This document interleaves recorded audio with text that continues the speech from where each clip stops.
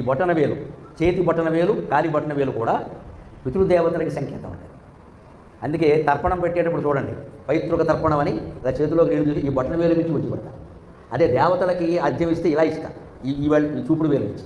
పితృదేవతలకు ఇస్తే ఇలా ఇస్తారు. ఎందుకంటే బొటన వేలు దేవతలకి, పితృదేవతలకి సంకేతం. బ్రాహ్మణులు వాళ్ళ విధి ప్రకారం, మంత్రశాస్త్రం ప్రకారం ఈ బొటన వేలు ఇలా పెట్టి తర్పణం ఇస్తారు. ఉపనయనమైన వాళ్ళందరూ అలా చేస్తారు. అది పద్ధతి. కాని వాళ్ళకు కూడా ఒక విధానం ఉందండి. అందరూ ఇన్ని వేల మంది ఉన్నారు. చాలా సులభమైన ఆచారం పాటిస్తే మీ పితృదేవతల కటాక్షం, వెళ్ళిపోయినటువంటి తల్లి, తండ్రి, తాత, ముత్తాతలు వారి కటాక్షం మీ మీద ప్రసరిస్తుంది. ఏమిటో తెలుసా? మధ్యాహ్నం భోజనం చేశాక కాళ్ళు ఖచ్చితంగా కడుక్కోవాలి. కడుక్కోక బూట్లు ఉన్నా సరే విప్పేసి కడుక్కోవాలి. బూట్లతో భోజనం చేయకూడదు. కాళ్ళు కడుక్కోవడం అనేది కేవలం శుభ్రత కోసం మాత్రమే కాదు, రక్త ప్రసారం శుభ్రంగా జరగడానికి కాళ్ళు కడుక్కోవడం చాలా ఉపయోగిస్తుంది. కాలు తిమ్మిరెక్కినప్పుడు గమనించండి, నీళ్లు తెమ్మరించండి, తిమ్మిరి తగ్గిపోతుంది వెంటనే. కాలు కానీ వేలు కానీ తిమ్మిరెక్కితే నీటిలో ముంచండి, తగ్గిపోతుంది వెంటనే. అంటే కాళ్ళు కడుక్కుంటే రక్త ప్రసారం శుభ్రంగా జరుగుతుంది. అందుకని కడుక్కోవాలి. ఆ కడుక్కునేటప్పుడు మధ్యాహ్నం భోజనం చేశాక కడుక్కునేటప్పుడు ఊరికేలా దెంబరించుకోకుండా ఒక్క 4 చెంచాల నీళ్లు ఆ కుడికాలి బొటన వేల మీద పోసి వెళ్ళిపోయినటువంటి తల్లిని కానీ, తండ్రిని కానీ, తాత ముత్తాతలను కానీ తలుచుకోండి. ఆ పితృదేవతల కటాక్షం మీకు అందరికీ లభిస్తుంది. అందరికీ లభిస్తుంది. దీనికి కులం లేదు, స్త్రీ పురుష భేదం కూడా లేదమ్మా, ఒక్కటే భేదం. ఆడవాళ్ళు కూడా చేయొచ్చు. మాకు చెప్పలేదు అనుకోవద్దు. ఎందుకంటే తల్లి తండ్రి ప్రేమ మగాడి కంటే ఎక్కువ నిజానికి ఆడపిల్లలకే ఎక్కువ ఉంటుంది. చాలా బాగా అయిపోయింది. సంస్కృతంలో కూడా చెప్పారు, దుహిత అంటారు. దుహిత అంటే దూరేపి హితా భవతి దుహిత అన్నారు. దూరంగా ఉండి కూడా మా నాన్న ఎలా ఉన్నాడో, బెళ్ళ వేసుకున్నాడో లేదో, మా అమ్మలు ఏరు పాపం ఎవరు చెప్తున్నారో అని అమెరికాలో ఉండి ఆలోచిస్తుందండి అమ్మాయి.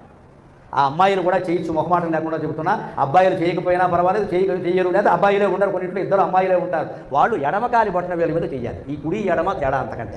వామ అంటే స్త్రీ, అందుకని స్త్రీ కన్నా ఎడమ వైపు చెబుతారు. ఎడమకాలి బొటన వేలు మీద మధ్యాహ్నం అన్నం తిన్న తర్వాత కాస్త 4 చెంచాల నీళ్లు, ఎలాగో కడుగు కడుక్కుంటాం కదా, మామూలు నీళ్ళే, దానికి పవిత్రోదకమైన పని కుళాయి నీళ్ళైనా పర్వాలి. దాని మీద పోసి ఒకసారి పోయినటువంటి తల్లిని కానీ, తండ్రిని కానీ, తాత ముత్తాతని కానీ తలుచుకుని, అమ్మా నన్ను కాపాడు, ఆ నాన్నగారు నన్ను కాపాడండి, మీరు కష్టపడి నన్ను పెంచారు, ఇంత వాడిని అయ్యాను, ఇంత దాన్ని అయ్యాను, ఒక నమస్కారం పెట్టి ఆ తర్వాత 2 కాళ్ళు గడిగేసుకుని బయటకు వచ్చి శుభ్రంగా తుడుచుకుంటే ప్రతిరోజు పితృదేవతల కటాక్షం మనకి లభిస్తుంది.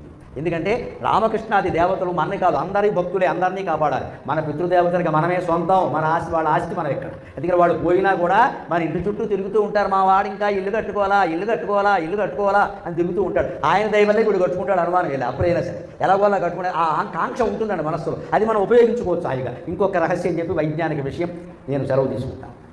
హిందూ ఆచార సంప్రదాయాలతో కూడా రేపు భవిష్యత్ ఎటువంటిది అంటే, 10 రోజుల క్రితం నాసా వాళ్ళు 10 రోజుల క్రితం చేసిన ప్రకటన ఒకటి, 10 ఏళ్ల క్రితం చేసిన ప్రకటన ఒకటి. హిందూ పురాణాల్లో ఋషులు చెప్పినటువంటి పురాణ కథలన్నీ వైజ్ఞానిక రహస్యాలు అనే విషయాన్ని బయటపెట్టాయి.